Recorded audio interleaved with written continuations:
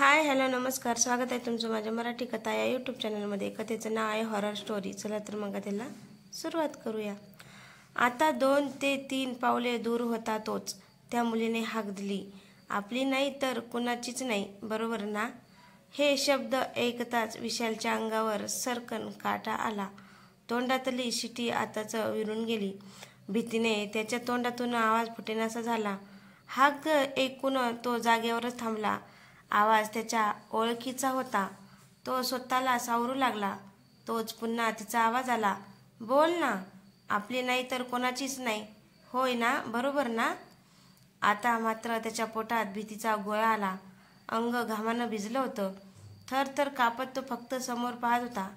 त्याला इथून बाहेर पडायचं होतं। तोच बाजूच्या भिंतीवर असलेली ट्यूब चरचर आवाज करत बंद चालू होऊ लागली। आवंडा गिळत भीतीने डोळे मोठे करून तो त्या मुलीकडे पाहत होता। आपल्या काळजाचे ठोके त्याला स्पष्ट जाणवत होते। ती मुलगी मागे फिरणार तोच बाजूची ट्यूब फटकन फुटली। तसा सर्वत्र अंधार आणि भयान शांतता पसरली। थरथरत विशाल मागे फिरला। जिन्यावरून किंचितसा प्रकाश खाली येत होता। विशाल तसाच जीवाच्या आकांताने जिन्याकडे धावत सुटला। पडत धडपडत जिन्याच्या दिशेने धावू लागला। मागे पाहण्याची हिंमत होत नव्हती। तसंच वेगाने पायऱ्या चढू लागला। अंग घामानं भिजलं होतं, पण जीव वाचवण्यासाठी तो धावत होता। तो समोर ती मुलगी उभी दिसली। तिला पाहताच विशालची दातखिळी बसली आणि त्याचा तोल मागे गेला। पायरीवर जोरात डोके आपटले। तसाच गडगडत खाली आला। त्याच्या डोक्यात झालेल्या खोल जखमेतून एकसारखं रक्त येत होतं। पाठीत हूक भरली होती, त्यामुळे त्याला उठताही येत नव्हतं। ती हळूहळू पायऱ्या उतरत खाली येऊ लागली। काळेभोर मोकळे सोडलेले केस, पांढरा लांब पायाच्या टाचेपर्यंतचा ड्रेस। तिचा चेहरा निरखून पाहण्याचा प्रयत्न करू लागला, पण अंधार असल्याने फक्त एक काळीकुट्ट आकृती तेवढी दिसत होती। भयान घोगऱ्या आवाजात ती बोलू लागली, तुम्ही मला मरण यातना देऊन मोकळे झालात। याच दवाखान्यात मी महिनाभर एका भयानक मरणाशी झुंज देत राहिली। विशाल डोळे मोठे करून फक्त पाहत होता। त्याच्या शरीरात शक्ती उरली नव्हती। ती जवळ येईल तशी त्याच्या काळजाची धडधड वाढली। ती विशालच्या कानाजवळ येत पुटपुटली, खूप धाडसी समजतोस ना स्वतःला? मरणालाही घाबरत नाहीस? मरण यातना काय असतात याचा अनुभव तुला आणि तुझ्या मित्रांना मी देईन, ही ही ही। घोगऱ्या आवाजातील तिचं विद्रूप हास्य ऐकून प्राण कंठाशी आल्यासारखा विशाल जमिनीवर थरथर कापत पडला होता। त्याची केविलवाणी नजर तिच्या चेहऱ्यावर गेली। भीतीने छाती फाडून काळीज बाहेर यावे तसा तो थरथरला। हृदय जोरजोरात धडधडू लागलं। त्यानं एक दीर्घ श्वास घेतला आणि कायमचा शांत झाला। दुसऱ्या दिवशी पोस्टमॉर्टम करून विशालचं प्रेत घरच्यांच्या स्वाधीन करण्यात आलं। सर्वजण या घटनेने मानसिक धक्क्यात होते। त्याच्या आई वडिलांचा आक्रोश हृदय पिळवटून टाकत होता। पोलीस आणि डॉक्टर यांच्याकडून चौकशी अंती सांगण्यात आली की पाय घसरून पडल्यानं डोक्याला गंभीर दुखापत झाली होती, पण मृत्यू होण्याचं कारण आहे हार्ट अटॅक। जिवलग मित्राच्या अशा मृत्यूने सर्वांना खूपच वाईट वाटले। कॉलेजमध्ये मन लागत नव्हते, पण आयुष्य हे जगावंच लागतं। विशाल गेला होता। 8 दिवसात सर्व काही सामान्य झालं। आजपासून दीपावलीच्या सुट्ट्या सुरू होणार होत्या, त्यामुळे ॲक्सिडेंटनंतर पहिल्यांदाच प्रकाश सर्व मित्रांना भेटायला कॉलेजला आला होता। प्रकाश, सचिन आणि बंडू कॉलेजच्या रसायनशास्त्राच्या लॅबमध्ये बोलत बसलेले। नेहमी चौघी असायचे, पण आता विशाल त्यांच्यातून कधीच परतणार नव्हता। चोरी करून आणलेल्या पैशातून विकत घेतलेला गांजा सिगारेटमध्ये भरून सिगारेटचे झुरके मारत बसलेले होते। कोणीतरी आल्याची चाहूल लागताच सर्व बाथरूमच्या दिशेने धावले आणि लपून बसले। त्या सिगारेटने तिघांनाही धुंद चढली होती। डोकं खूप जड झालंय रे, बोलतच सचिन तोंडावर पाणी घेत तसाच खाली बसला। तिघे तिथेच बसून राहिले आणि गांजा डोक्यावर हावी झाला। ए दार उघड, कोणी आहे का रे? धप धप कोणीतरी बाहेर दरवाजावर दणादण लाथा मारत ओरडत होतं। डोळे चोळत सचिन जागा झाला। डोकं अजूनही जड झालेले। बंडू दार बडवत होता, तर प्रकाश टेबलवर बसून कसले तरी लिक्विड तयार करताना दिसला. सर्वत्र अंधार होता आणि दूरच्या एका खांबावरील दिव्याच्या किंचितसा उजेड तेवढा येत होता. काय चाललंय त्याला समजत नव्हतं. ए बंड्या, काय झालंय? का दारावर लाथा मारतोयस? भेदरलेल्या पण हताश आवाजात बंडू बोलू लागला. कॉलेज बंद झालंय, आपण आत अडकलोय. त्याच्या चेहऱ्यावर भीती स्पष्ट दिसत होती. राहू दे, खूप रात्र झाली रे, झोपू इथेच. सकाळी उघडलेच ना, का टेन्शन घेतोस? शांतपणे सचिन म्हणाला. तसा बंडू चिडला आणि हतबल झाल्यासारखा दरवाजाला पाठ टेकवत खाली बसत बोलू लागला. आजपासून सगळीकडे दिवाळीच्या सुट्ट्या सुरू झाल्या आहेत. उघडणार पण 1 महिन्याने. त्याचं बोलणं ऐकता सचिन डोकं धरून मटकन खाली बसला. मोबाईल पाहिले पण सर्व स्विच ऑफ झालेत. आता दोघेही जोरजोरात ओरडू लागले पण ऐकायला कोणीच नव्हतं. तोच घर्र असा जंगली हिस्सपदासारखा आवाज येऊ लागला. दोघेही शांतपणे आवाज ऐकू लागले. तोच मागून कोणीतरी बोलू लागला. श्श्श, ओरडून काही होणार नाही. भूक लागली तर इथं खायला काही नाही. ही ही ही. दोघेही शांतपणे आवाज ऐकू लागले. तोच मागून कोणतरी बोलू लागला. श्श्श, ओरडून काही होणार नाही. भूक लागली तर इथं खायला काहीही नाही. आवाजात कमालीची भीषणता होती. सचिन आणि बंडू दोघे जागेवरच शांत उभे राहत मागे पाहू लागले. अचानक हवेत गारवा वाढला. एका टेबलाजवळ सल्फ्युरिक ॲसिडची तीव्रता कमी करत खाली मान घालून बसलेला प्रकाश घोगऱ्या आवाजात बोलत होता. त्यांचा दातावर हात आपटण्याचा आवाज स्पष्ट येत होता. Cut cut cut. काय झालं? भीती वाटते? ही ही ही. पुन्हा दातावर हात आपटण्याचा आवाज. बंडू आणि सचिनच्या काळजाचा थरकाप उडाला. अंधार असल्याने वातावरण आणखी भयान वाटत होतं. दोघे एकमेकांकडे पाहत प्रकाशाकडे चालू लागले. पक्या, काय करतोयस?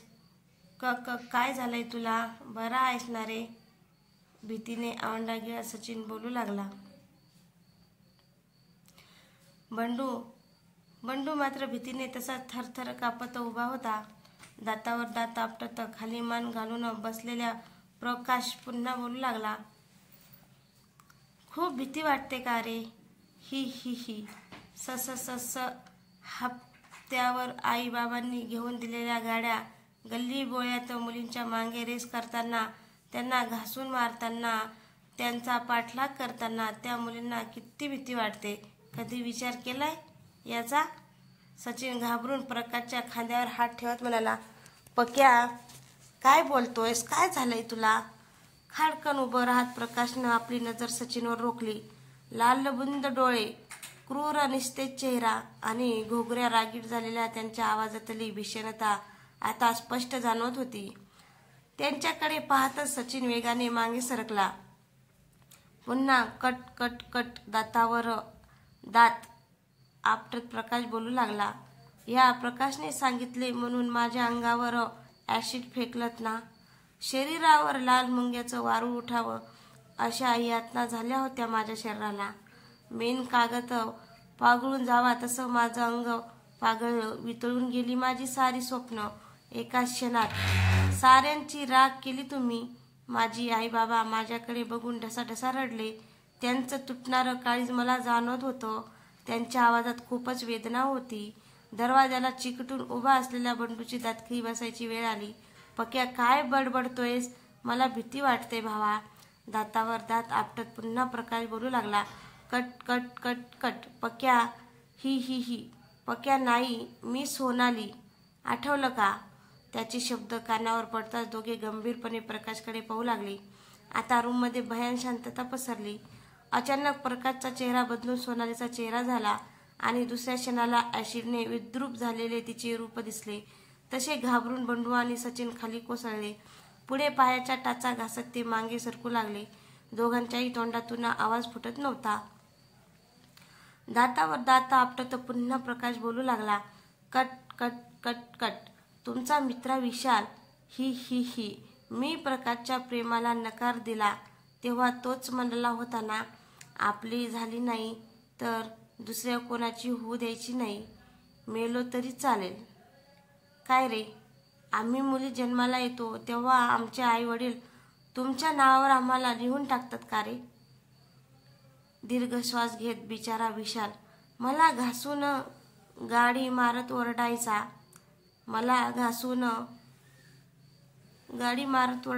आपली नाही तर कोणाचीच नाही. मी मरणाला भीत नाही म्हणत होता, पण बिचारा भीतीनंच मेला. आठवलं का? सचिन बंडूकडे पाहत बोलू लागला. ही सोनाली कुठून आली? ती कधीची मेली? पक्या घाबरतोय आपल्याला. प्रकाश चालत चालत त्या दोघांच्या दिशेने निघाला. दातावर दात आपटत पुन्हा प्रकाश बोलू लागला. Cut cut cut cut. मी पण अशीच घाबरली होती ना. ते बघ सल्फ्युरिक ॲसिड. बंडू, तू इथूनच चोरलं होतंस ना ते? आज तुम्हा तिघांना मरण आणि नरक याचा जवळून अनुभव येईल. ही ही ही. प्रकाशचं बोलणं ऐकताच सगळं लक्षात येऊ लागलं. त्यांच्याच कॉलेजमधली एक हुशार मुलगी, मध्यमवर्गीय कुटुंबातील, खूप देखणी, त्याहून मोहक मनमोकळी. प्रकाश तिच्यावर एकतर्फी प्रेम करायचा, पण ती कोणताच प्रतिसाद देत नव्हती. तिच्या मागे वेगात गाड्या फिरवणं, गाडी घासून मारणं, रस्त्यावर तिचे नाव घेऊन हाक मारणं हे नेहमीच. पण ती आपल्याला नेहमी नकार देते, म्हणजे दुसऱ्या कोणावर तरी प्रेम करत आहे म्हणून. तिच्या तोंडावर चौघा मित्रांनी लपून ॲसिड फेकलं होतं. प्रकाशचं बोलणं ऐकून दोघांनाही घाम फुटला. दोघे त्यांच्या समोर हात जोडून माफी मागू लागले. प्रकाश मागे फिरला. चालत चालत त्याने बाजूच्या टेबलवर ठेवलेले काचेचे चंचू पात्र हातात घेतले आणि दातावर दात आपटत पुन्हा प्रकाश बोलू लागला. Cut cut cut cut. स माझ्या अंगावर ॲसिड फेकून पळून गेलात. माझी काय अवस्था झाली होती तुम्ही पाहिली नव्हती. महिनाभर मी मरणाला तोंड देत होते. माझ्या आईबाबांना अन्न गोड लागत नव्हतं, पण माझ्या लहान बहिणीसाठी त्यांना जगावंच लागणार होतं. पण तुम्हाला मी दाखवते मरण किती भयानक असते ते. Cut cut cut. इतके बोलून प्रकाशने हातातले ॲसिडचे पात्र वर वर उचलायला सुरुवात केली. पक्या काय करतोयस तू? सचिन आणि बंडू घाबरून ओरडत मागे सरकू लागले. प्रकाशने त्यांच्याकडे पाहत भयान हास्य करत पात्रातील द्रव स्वतःच्या डोक्यावरून ओतायला सुरुवात केली. तशी त्याच्या अंगावरची स्किन गळून खाली पडू लागली. करपलेल्या कातडीचा करपट वास काही क्षणातच रूममध्ये पसरला. तो पांढरट धूर सर्वत्र पसरू लागला. तसा दोघांनाही ठसका लागला. काळजाचा थरकाप उडवणारं हे दृश्य पाहून सचिन आणि बंडू जोरजोरात जीवाच्या आकांताने ओरडू लागले. रूममध्ये चमडे जळालेला दर्प पसरू लागला. इतक्यात प्रकाशही असह्य वेदनेने जीवाच्या आकांताने ओरडू लागला. आई ग आई, मेलो ग आई. सचिन, तू ॲसिड टाकलंस माझ्या अंगावर, असं म्हणत हातातल्या चंचू पात्रातील शिल्लक राहिलेले ॲसिड त्याने आपल्या जिवलग मित्रांच्या तोंडावर फेकले. तसे तिघेही एखाद्या जनावराप्रमाणे ओरडू लागले. डोक्यावरचे केसही करपले. तीव्र ॲसिड आपला परिणाम करू लागला. शांतता